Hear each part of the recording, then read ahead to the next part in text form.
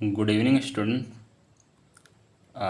आज हम शुरू करने वाले हैं, मतलब कंटिन्यू करने वाले हैं सिंपल इक्वेशन का लेक्चर नंबर 3, जिसमें से आज हम डिस्कस करेंगे। टॉपिक क्या है डिस्कशन का कि discuss the problem of exercise 4.1 from question number 4 to 6। ठीक है, इससे पहले हमने 2 वीडियो इस चैप्टर का ऑलरेडी रिकॉर्ड कर दिया, मतलब ऑलरेडी अपलोड कर चुका है, जिसमें मैंने आपको बताया था कि सिंपल इक्वेशन क्या होते हैं और उनके एग्जाम्पल के बारे में हमने डिस्कस किया था। उसके बाद हमने एक्सरसाइज क्वेश्चन नंबर 1 से 3 तक हमने सारे क्वेश्चन को डिस्कस किया था। अब बारी है क्वेश्चन नंबर 4 और उसके आगे के चीज़ों को कंटिन्यू करेंगे हम। ठीक है, तो चलिए शुरू करते हैं। तो हमारा क्वेश्चन नंबर 4 क्या कहता है उसको देखते हैं हम। तो क्वेश्चन नंबर 4 क्या है? क्वेश्चन नंबर 4 में हमारे टोटल 9 क्वेश्चन है। ठीक है, हर में स्टेटमेंट दिया हुआ है। Right the equation of following statement. हमें इक्वेशन नोट करना है। जैसे मैं क्वेश्चन लिख देता हूँ कि राइट द इक्वेशन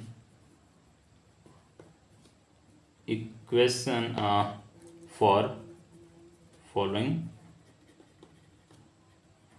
क्वेश्चंस। ठीक है, ओके। हम देखते हैं हमारा पहला क्वेश्चन क्या है। Question number 1। क्वेश्चन नंबर 1 हमारा क्या बोल रहा है कि the sum of number x and 4 is 9। तो हम इसका अगर सोल्यूशन देखें तो इसका सोल्यूशन क्या कहता है, the sum of number x and 4। हमें कोई एक नंबर दिया है अननोन वेरिएबल x। हमने इससे पहले इस टाइप के क्वेश्चन पहले भी डिस्कस कर लिए हों, तो आपको एग्जाम्पल में तो आपको बनाने में आसानी होगी अभी भी समझने में, अगर आपने पीछे वाले वीडियो देखे हैं तो। The sum of number x and 4, and का मतलब यहाँ प्लस होता है। सम ऑफ नंबर मतलब x और प्लस 4 को हम अगर सम करेंगे तो इन दोनों का जो वैल्यू आ रहा है मेरा 9 आ रहा है। तो हम लिख दें कि equation given equation is like given equation is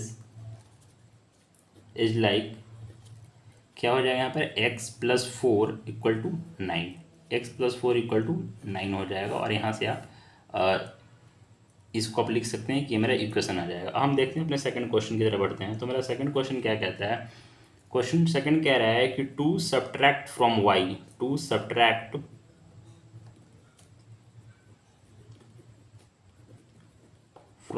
y is 8। ठीक है, इसको भी हम अगर सोल्यूशन देखें तो क्या बोल रहा है, टू मतलब 2 को सब्ट्रैक्ट किया जा रहा है, कोई भी नंबर y है तो हमारा वैल्यू आ रहा है 8। तो हम लिख देंगे गिवन इक्वेशन। सिंपल स्टेटमेंट है, आप देख के इक्वेशन बना सकते हो।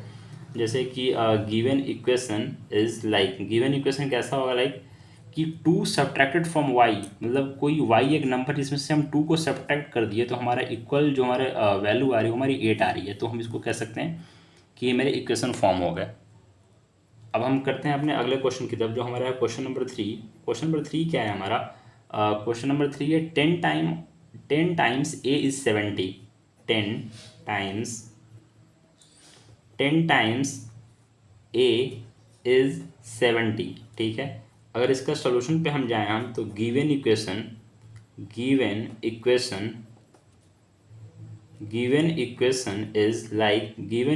Is like 10 time of a। 10 time यानी कि मल्टीप्लाई में है, 10 multiply a is equal to 70 आ रहा है। तो इसको अगर आप अच्छे से लिखोगे तो 10a इक्वल टू आ जाएगा 70। ये मेरे इक्वेशन बन गए। अब हम देखते हैं अपने नेक्स्ट क्वेश्चन की तरफ बढ़ते हैं। तो हमारा जो अगला क्वेश्चन है वो है क्वेश्चन नंबर 4। क्वेश्चन नंबर 4 क्या बोलता है? 4 क्वेश्चन बोल रहा है कि the number b divided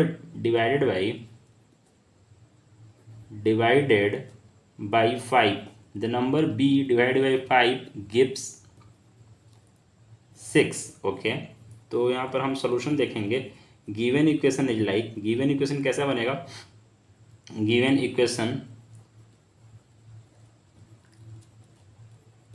equation is like given equation is like कैसा बनेगा कि the number b divided by 5, कोई भी एक नंबर है b जिसको हम डिवाइड कर दे, तो डिवाइड हम ऐसे करेंगे, इसको divide by 5 is equal to 6। It gives, इसकी वैल्यू जो आएगी वो 6 आएगी। जैसा स्टेटमेंट बोल रहा है उसी तरीके से बनाओगे तो इक्वेशन बन जाएगी। इक्वेशन क्या बोल रहा था स्टेटमेंट कि द नंबर b, कोई एक नंबर है b जिसको आप डिवाइड किए 5 से, इस नंबर को 5 से हम डिवाइड कर दिए, तो डिवाइड का सिंबल हम बाई में देंगे और इसकी जो गिफ्ट्स आ रहे हैं, मतलब जो वैल्यू आ रही है इक्वल टू, तो इक्वल टू 6 आ रही है। तो हमारा ये क्वेश्चन हो गया है। अब हम देखते हैं अपने अगले क्वेश्चन की तरफ बढ़ते हैं। जो हमारा अगला क्वेश्चन है वो क्वेश्चन नंबर 5 है। तो हम बढ़ते हैं क्वेश्चन नंबर 5 की तरफ। तो हमारा 5 नंबर क्वेश्चन क्या है, 5।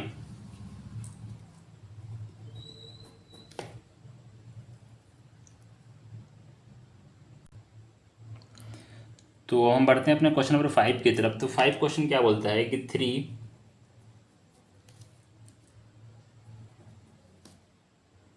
3/4 of t, 3/4 of t is 15, 3/4 of t is 15। तो हम इसको अगर इसको सोल्यूशन देखें हम, तो क्या बोल रहा है, given equation is like, given equation is like कैसे बनेगा हमारा गिवन इक्वेशन, 3/4 ऑफ टी, ठीक है, 3/4, तो 3/4, ठीक है, मल्टीप्लाई करेंगे टी के साथ, तो मेरा वैल्यू आ रही है 15, ठीक है। इसको अगर हम इक्वेशन के फॉर्म में लिखें तो 3t/4, 3t/4 इक्वल टू 15, ये मेरा इक्वेशन फॉर्म हो जाएगा। हम देखते हैं क्वेश्चन नंबर 6। तो क्वेश्चन नंबर 6 हमारा क्या बोलता है कि 7 time m plus 7 get you 77। Okay, तो हम पहले क्वेश्चन लिख लेते हैं। क्या लिखेंगे, 7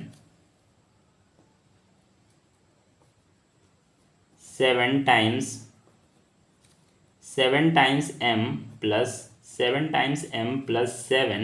गेट यू 77, ठीक है। तो नाउ सॉल्यूशन,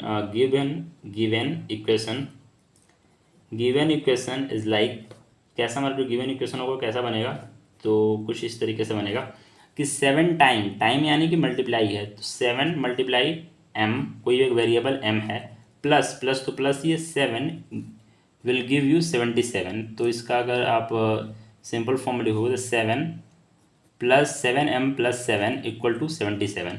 ये आप सिंपल इसको आप इक्वेशन के फॉर्म में लिख सकते हो।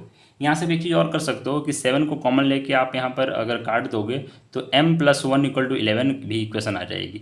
इसको अगर सिंपलेस्ट फॉर्म में इक्वेशन को आप चेंज करोगे तो, ठीक है। अब देखते हैं हम क्वेश्चन नंबर अपना 7 की तरफ बढ़ते हैं, ठीक है। क्वेश्चन नंबर 7 हमारा क्या है कि 1/4 of A number x-4 give you 1/4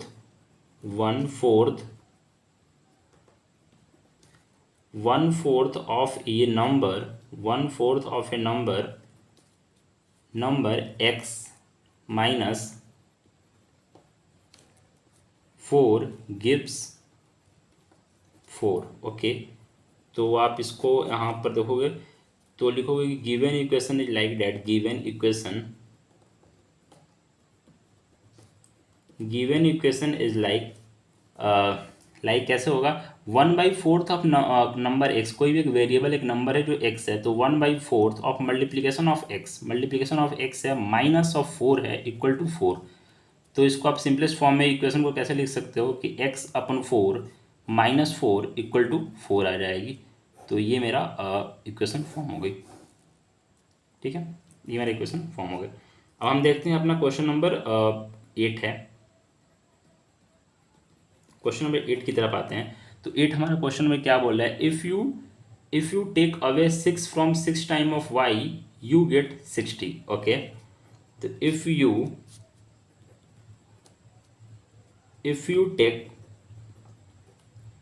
you take away 6 from 6 time, if you take away 6 from 6 time 6 time of y you get 60। Okay, तो यहाँ आप सोल्यूशन लिखोगे, यहाँ आप लिखोगे गिवन इक्वेशन इज लाइक, क्या होगा, इफ़ यू टेक अवे, अगर टेक अवे का मतलब होता है, टेक अवे का मतलब होता है आप किसी एक पर्टिकुलर चीज़ में से आप किसी एक चीज़ को हटा दो, मतलब उसको हटा दो, निकाल दो उसमें से, तो उसको टेकिंग अवे कह सकते हैं। ठीक है, जैसे यहाँ पर क्या बोल रहा है कि 6 को आप हटा दो, किससे हटा दो, 6 टाइम ऑफ वाई, तो पहले हम लिखेंगे 6 मल्टीप्लाई वाई, टाइम से तो वाई हो जाएगा, और -6 को हटा दो तो यहाँ कर दो तो आप 60, तो यहाँ पर लिख दोगे 6y - 6 = 60। तो ये मेरा एक इक्वेशन फॉर्म हो गया। तो अब हम देखते हैं अपना नेक्स्ट क्वेश्चन की तरफ बढ़ते हैं, जो हमारा है क्वेश्चन नंबर 9। ठीक है, अब हम बढ़ते हैं अपने क्वेश्चन नंबर 9 की तरफ। तो हमारा जो 9 है वो क्या है,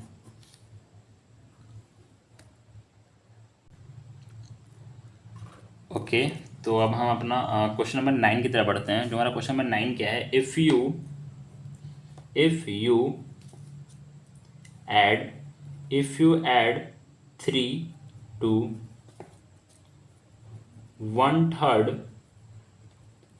1/3 of z, you get 30। Okay, तो आप इसको कर सकते हो ऐसे कि given equation is like that, given equation is like if you add, आप किसी में से ऐड कर दो, किसी में जोड़ते हो, किस में से जोड़ रहे हो, 1/3 ऑफ जेड, पहले 1/3 ऑफ मल्टीप्लीकेशन ऑफ जेड में आप ऐड कर रहे हो, प्लस कर रहे हो 3, तो आपको 30 मिल रहा है। इसको आप सिंपल इक्वेशन लिख सकते हो, z/3 + 3 = 30। तो इसको डायरेक्ट इक्वेशन ऐसे फॉर्म कर सकते हो। Okay, okay. अब आप क्वेश्चन नंबर 4 का, हमने टोटल 9 क्वेश्चन था, तो उसके 9 सब पार्ट थे, तो हमने 9 क्वेश्चन सॉल्व कर लिए हैं। अब हम आते हैं अपने क्वेश्चन नंबर 5 की तरफ, जो हमारा है right the following equation in statement form. इसको स्टेटमेंट फॉर्म में लिखना है। तो हमारा एक क्वेश्चन है कि right the following equation in statement form. Statement form में मतलब हमारे पास मतलब इक्वेशन दी हुई है, हमें इसको स्टेटमेंट फॉर्म में लिखना है, मतलब हमें इसको स्टेटमेंट लिखना है इसका। ठीक है, तो सबसे पहले जो पहला हमारा इक्वेशन है p + 4 = 15, तो यहाँ पर क्या लिखोगे आप,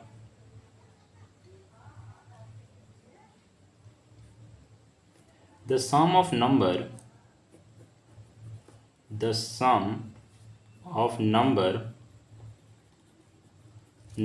p and 4 is 15, कि आप सम करेंगे, इन दोनों का सम कर रहे हैं p and 4 को, तो आपको 15 मिल रहा है। ठीक है, अब आते हैं अपने सेकंड क्वेश्चन की तरफ। जो हमारा सेकंड क्वेश्चन है वो क्या बोल रहा है, m - 7 = 3।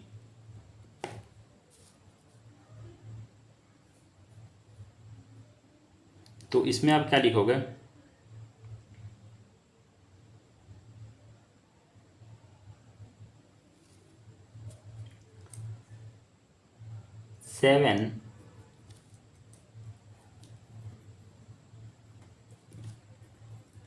Seven subtracted from number m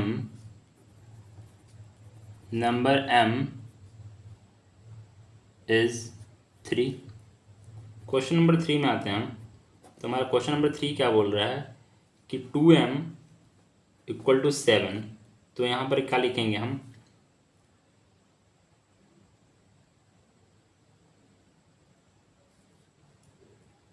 2 times of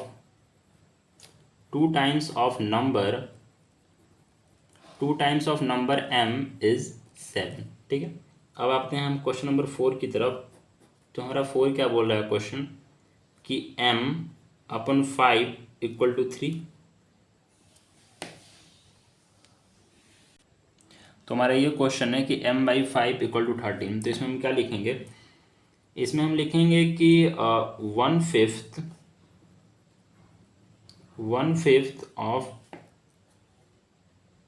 of a number m is 3। हम आते हैं अपने क्वेश्चन नंबर 5 की तरफ।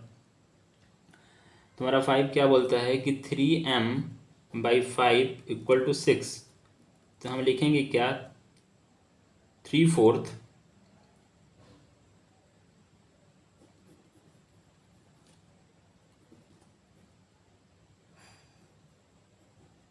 3/4 ऑफ अ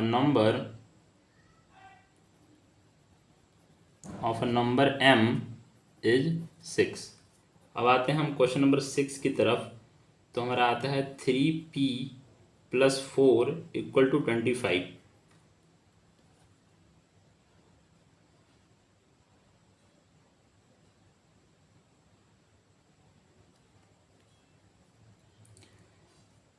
तो आप लिखोगे यहाँ पर कि 3 टाइम्स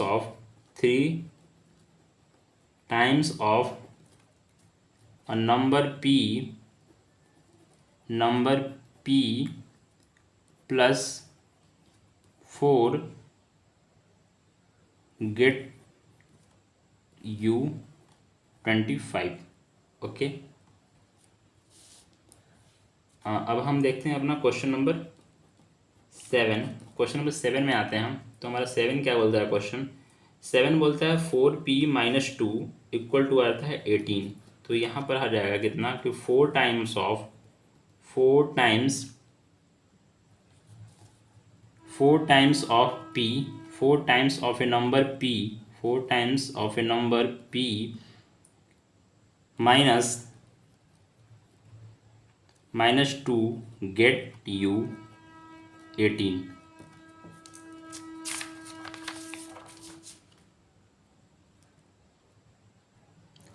तो हम आते हैं अपने क्वेश्चन नंबर 8 की तरफ। तो हमारा 8 नंबर क्वेश्चन क्या बोलता है कि p/2 + 2 = 8।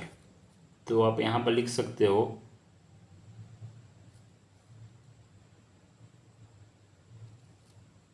कि 1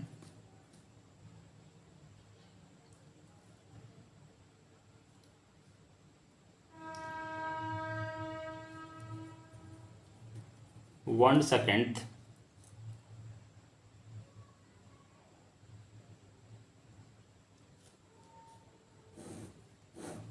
आप लिख सकते हो half times of number p, half times of A half times of A number p +2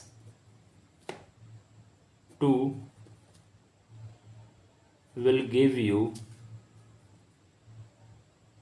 will get you 8। अब हम बढ़ते हैं अपने अगले क्वेश्चन की तरफ, जो हमारा क्वेश्चन नंबर हमारा है 6। तो हम 6 नंबर क्वेश्चन पे आ गए हैं। और 6 नंबर में टोटल 4 क्वेश्चन है, वर्ड प्रॉब्लम्स हैं। और हम डिस्कस कर रहे हैं पहले नंबर क्वेश्चन के लिए। सबसे पहला क्वेश्चन क्या बोल रहा है कि the Irfan say that he has 7 marble more than 5 time marble Parmeet has.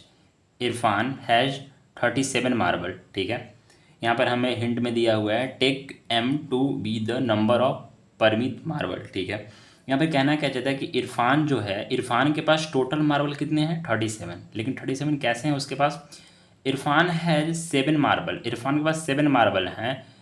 More than 7 marble, more than 7 marble ज़्यादा हैं, किससे ज़्यादा हैं, 5 times of Parmeet marble. Parmeet के पास जितने मार्बल हैं, सपोज करो कि परमीत के पास मार्बल हैं m, तो उससे 5 टाइम्स मतलब 5m ज़्यादा हैं किसके पास, मोर देन इरफान के पास। तो हम इसको देखते हैं कि लेट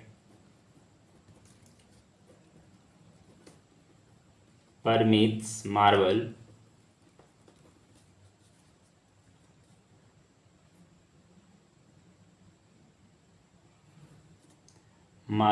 इज m उसका हम परमित के पास m मार्बल कर लिए।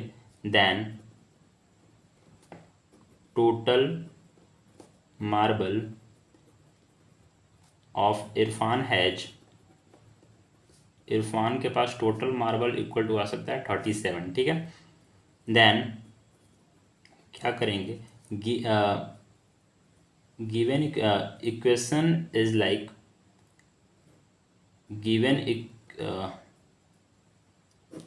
इक्वेशन इज लाइक, इक्वेशन कैसा होगा कि इक्वेशन कैसा होगा, इरफान, सबसे पहले प्रॉब्लम पढ़िए, Irfan has 7 marble more than, 7 marble है मोर देन किससे, परमित मार्बल, तो 7 प्लस मोर देन है, ज़्यादा है किससे, परमित के पास, 5 टाइम्स, कितने 5 टाइम्स कितने हैं m, टोटल मार्बल कितने हैं 37। तो यहाँ आप लिख सकते हो कि 5m प्लस 7 इक्वल टू 37, ये मेरा इक्वेशन फॉर्म हुआ। तो फॉर्मेशन ऑफ इक्वेशन जो होगा ये मेरा इतना हो जाएगा, ठीक है। अब हम देखते हैं अपने अगले क्वेश्चन की तरफ बढ़ते हैं, जो हमारा अगला क्वेश्चन है, क्वेश्चन नंबर 2। क्वेश्चन नंबर 2 क्या है हमारे पास, Lakshmi father is 49 year old, Lakshmi के जो पिता हैं वो 49 साल के हैं। He is 4 year older than, he is 4 year older than 3 time Lakshmi age, ठीक है। वो 4 ईयर ओल्डर हैं देन लक्ष्मी टाइम एज, ठीक है। तो यहाँ पर दिया क्या हुआ है कि सबसे पहले क्या दिया हुआ है यहाँ पर एग्जाम, यहाँ पर हमारे लिए हिंट भी दिया हुआ है, take Lakshmi age to be the y. Now हम क्या करेंगे कि क्या करेंगे कि टेक, यहाँ पर जैसे हिंट दिया वैसे ही टेक कर सकते हैं कि take, sorry, let Lakshmi age is equal to y year, ठीक है। अच्छा, लक्ष्मी फादर एज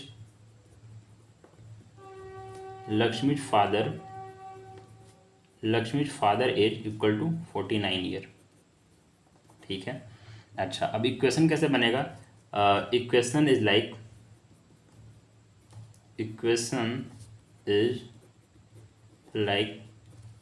कैसे बनेगा इक्वेशन, इक्वेशन बनेगा Lakshmi father is 49 year old, ठीक है, ये मेरा 49 ईयर ओल्ड है। He is 4 year older than 3 times of Lakshmi age, 4 year older हैं, तो यहाँ पर 4 plus 3 into times of Lakshmi age, Lakshmi का एज हम मान लिए हैं m, सॉरी लक्ष्मी का एज हम मान लिए हैं y, ठीक है।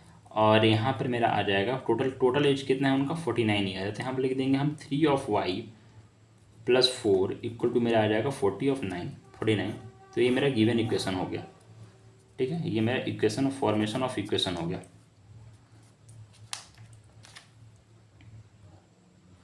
ना वो हम बढ़ते हैं अपने अगले क्वेश्चन की तरफ, क्वेश्चन नंबर 3 है हमारे पास। तो क्वेश्चन नंबर 3 क्या बोलता है, सबसे पहले इसको पढ़ते हैं। क्या बोल रहा है, द टीचर हैं जो बता रही हैं अपने क्लास में, that the highest marks obtain bye a student in her class, उनके क्लास में जो सबसे ज़्यादा मार्क्स एक बच्चे ने लाया है, is twice the lowest marks, मतलब जो सबसे कम मार्क्स हैं उसके दुगने, प्लस 7, ठीक है, इतना उनका हाईएस्ट मार्क्स है, ठीक है। द हाईएस्ट स्कोर एज, जो टोटल हाईएस्ट स्कोर है वो मेरा 87 है, ठीक है। तो हम क्या करेंगे कि let the lowest score to be l, उसको हम एल मान लेंगे। तो यहाँ से मेरा हो जाएगा the highest score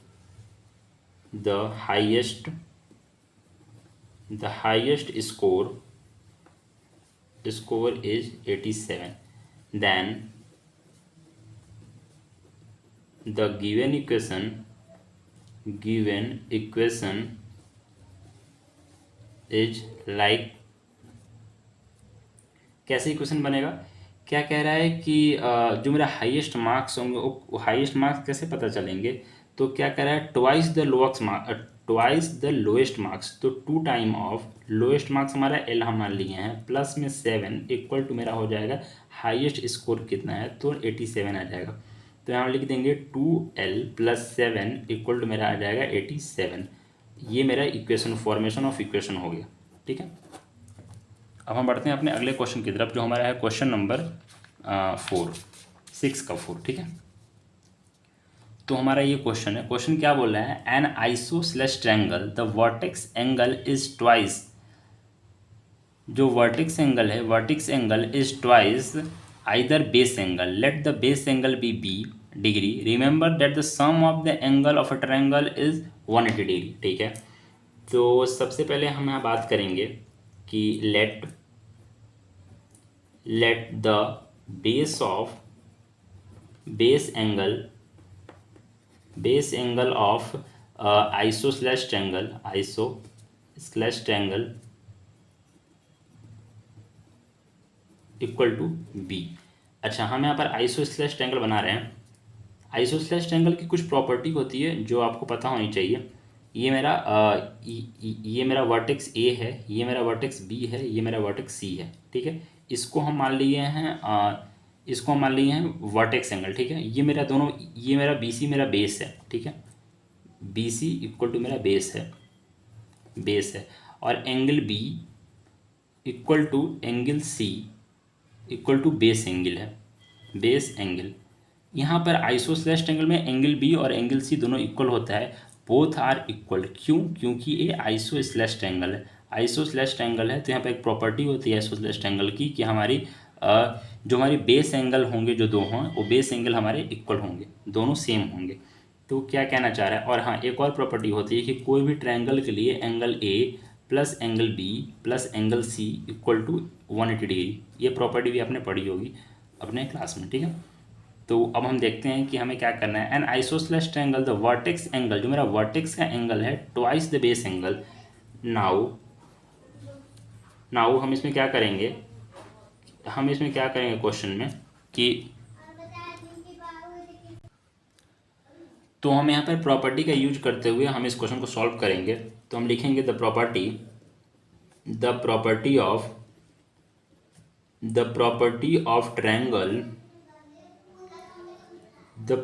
of triangle, जैसे कि angle a plus angle b plus angle c equal to 180 degree, ठीक है। अच्छा, अब इसमें हम क्या करेंगे, एंगल ए को आप एंगल ए बोल सकते हो, angle b plus angle b बोल सकते हो इसको, क्योंकि ये दोनों मेरा एंगल बी मेरा दोनों क्या है कि ये मेरा दोनों इक्वल है एंगल, क्योंकि आइसोसेलेस ट्रायंगल है, हम लिख देंगे 180 डिग्री। और यहाँ पर हम बोल सकते हैं कि एंगल बी, यहाँ पर बी इक्वल, कोई भी हम बेस एंगल को हम बी ही माने हैं, टोटल हम बेस एंगल को बी माने हैं। तो आप लिख दोगे एंगल ए प्लस बी आप लिख सकते हो इसको। और फिर यहाँ पर क्या कहा गया है कि N isosceles triangle the vertex angle is twice the base angle के ट्वाइस के बराबर है। तो बेस एंगल मेरा बी है, यहाँ two time of base angle. तो 2 टाइम ऑफ बेस एंगल यानी बी हम माने तो बी, और प्लस बी तो यहाँ आ जाएगा मेरा 2b इक्वल टू आ जाएगा 180 डिग्री, और यहाँ भी आ जाएगा मेरा 180 डिग्री। और यहाँ पर मेरा आ जाएगा 2b plus 2b equal to मेरा आ जाएगा 180 डिग्री। और यहाँ से हम लिख सकते हैं कि 4b इक्वल टू 180 डिग्री। ये मेरा भी इक्वेशन फॉर्मेशन ऑफ इक्वेशन हो जाएगा, ठीक है। ये भी मेरा फॉर्मेशन ऑफ इक्वेशन सारा बन जाएगा। हमने इस क्लास में और इस लेक्चर में एक्सरसाइज 4.1 के जितने बाकी क्वेश्चन थे मैंने सारे क्वेश्चन कर लिए, मतलब हमने अब सारे क्वेश्चन डिस्कस कर लिए हैं। और अब हम आगे बात करेंगे जो सॉल्विंग ऑफ इक्वेशन है उसके बारे में आगे बात करेंगे। आपको किसी भी क्वेश्चन में डाउट है तो आप कमेंट सेक्शन में पूछ सकते हैं। तब तक के लिए अपना ध्यान रखें, बाय।